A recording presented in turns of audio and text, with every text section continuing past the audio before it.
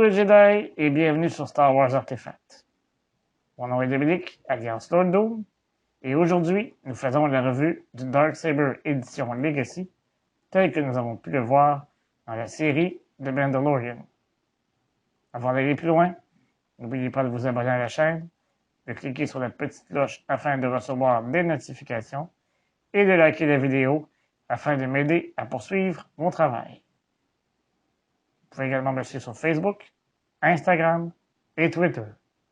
Tous les liens sont disponibles dans la description au bas de la vidéo. Le Darksaber, ou sabre noir, est disponible depuis le mois de mai 2021 au Den of Antiquities de mon bon ami Dokondar sur Batuu. Il est vendu au coût de 210 crédits. Cependant, contrairement aux autres sabres laser Legacy, la lame est incluse puisqu'il s'agit d'un design unique. Un support décoratif est également inclus. Alors, l'ensemble vous revient pour un total de 260 $ canadiens ou 180 €. Les prix mentionnés sont ceux d'octobre 2021 et incluent l'augmentation de 10 $ survenue le même mois. Il s'agit d'ailleurs de la deuxième augmentation de 10 $ depuis le début de l'année. Espérons que 2022 sera plus clémente. Sans plus tarder, procédons à la revue. Tout d'abord, regardons le boîtier d'un peu plus près. Comme vous pouvez le constater, il ne s'agit pas d'un boîtier de sabre Legacy standard. Contrairement à l'habitude, il est fait d'un carton rigide avec un imprimé qui imite le design des boîtiers réguliers. Il mesure 31 pouces et demi ou 80 cm. Au centre, on y retrouve le logo du clan Death Watch. L'arrière-plan noir nous indique qu'une partie de la lame sera de couleur noire. Une fois le boîtier ouvert, on peut y apercevoir le sabre noir au centre. De chaque côté, on y retrouve les composantes afin d'assembler le support décoratif. On y retrouve également une note nous indiquant que la lame se situe sous le styromousse noir. Une fois la portion retirée, on peut y apercevoir la lame. Le boîtier peut demeurer fermé grâce à 4 aimants situés sous le rabat du couvercle. L'émetteur est de forme angulaire. À l'endroit où on doit insérer la lame, on y retrouve un petit morceau de plastique décoratif à utiliser lorsque le sabre est placé sur un support. Il peut être retiré facilement afin d'y introduire la lame.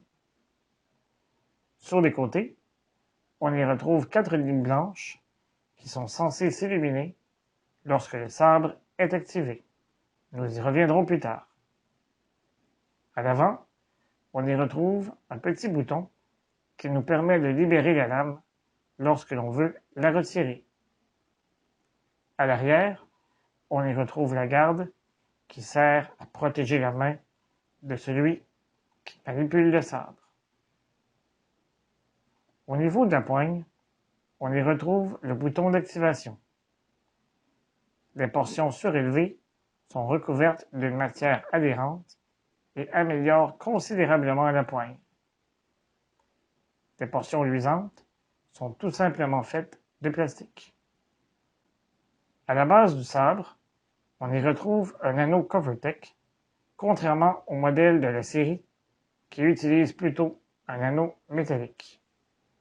Lorsque vous voudrez remplacer les piles, vous devrez tout d'abord retirer la vis située au centre de l'anneau CoverTech à l'aide d'une clé Allen fournie dans le boîtier.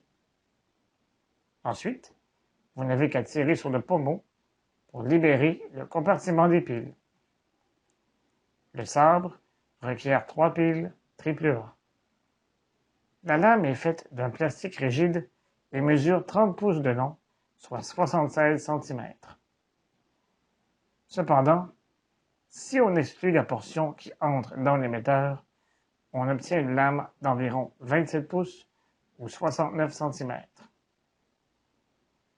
Au centre, on y retrouve une bande noire d'environ 1 cm de large.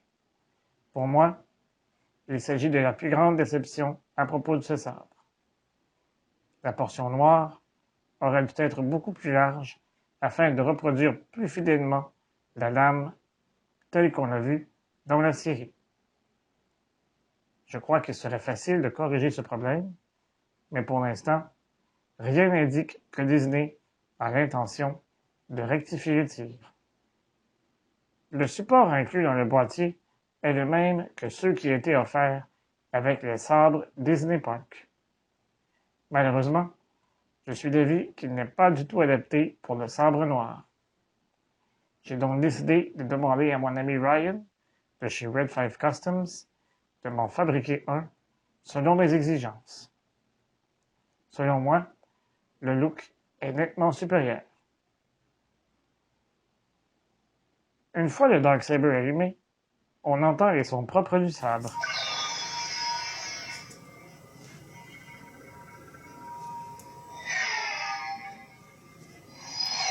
Lorsqu'il entre en contact avec quelque chose, la lame émet un flash blanc et un son particulier. Malheureusement, seulement 2 des 4 lumières sur les côtés de l'émetteur s'illuminent lorsque le sabre est activé. Il s'agit là de ma deuxième déception pour ce sabre.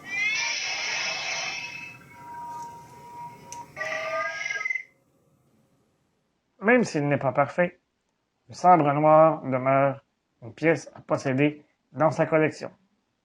Son apparence unique et sa forme plutôt rectangulaire le distinguent des autres sabres laser Legacy. D'ici quelques mois, je devrais être en mesure de le comparer avec la version Force FX Elite d'Hasbro. Nous serons donc en mesure de déterminer si une des deux versions parvient à se démarquer. Entre-temps, dites-moi ce que vous pensez du Darksaber édition Legacy. Aimeriez-vous l'avoir dans votre collection? Répondez-moi dans les commentaires au bas de la vidéo. Je vous donne rendez-vous la semaine prochaine pour une autre revue. Et d'ici là, je vous dis à bientôt et que la force soit avec vous à tout jamais. Remember, the force will be with you, always.